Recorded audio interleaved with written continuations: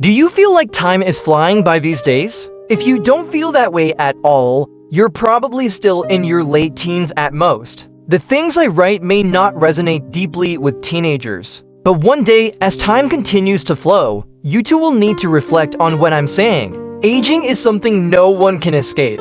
Now that I'm over 50, I find myself thinking less about exciting expectations and more about concerns for my later years. We often see celebrities on TV, but then suddenly, they disappear from the spotlight. Some of them, despite once being highly successful, struggle in their later years simply because they didn't prepare for the future. When I see that, I can't help but relate. It doesn't feel like someone else's story. Today's topic is, do these concerns actually help us in old age? By definition, worrying means being afraid that something bad might happen. That means worrying always comes with fear. If we worry too much about aging, that fear might paralyze us, stopping us from doing anything at all.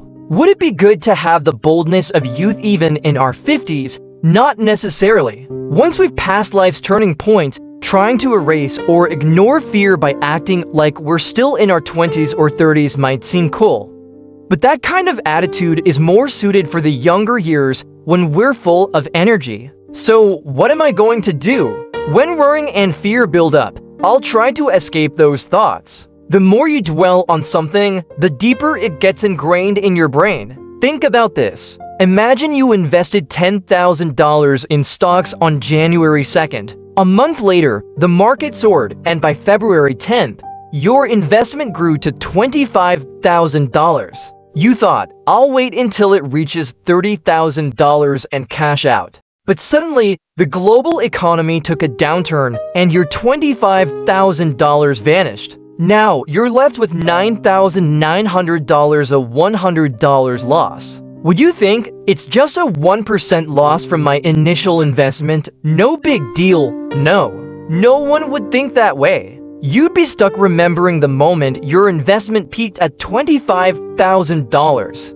Losing sleep over it, regretting everything. That's human nature. The best memories keep resurfacing, making the bad times feel even worse. So does that mean we should never worry? Of course not. Humans can't help but worrying. It's how our brains work. Negative thoughts always come first. Since we can't avoid worrying, we also can't just let it consume us, making us feel hopeless and defeated. When I find myself trapped in worrying, I quickly find something else to do. The key is to break free from fearful thoughts as fast as possible by taking action. Running is one of the best ways. When you focus on your breathing, intrusive thoughts fade away. Worries about the future, especially about aging, need to be replaced with confidence through proactive actions. Today, we talked about worrying. The best way to deal with it is to minimize the time spent trapped in fear and focus on positive actions instead. You might have different thoughts, but here's mine. Worrying always brings fear.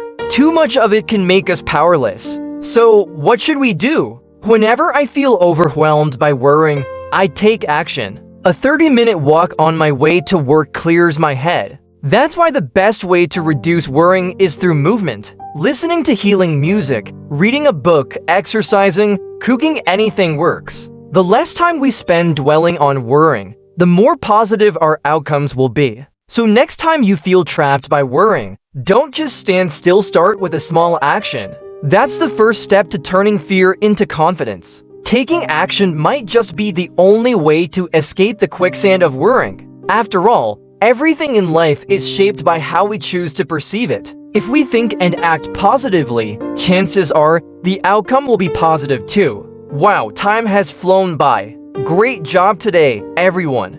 Good night.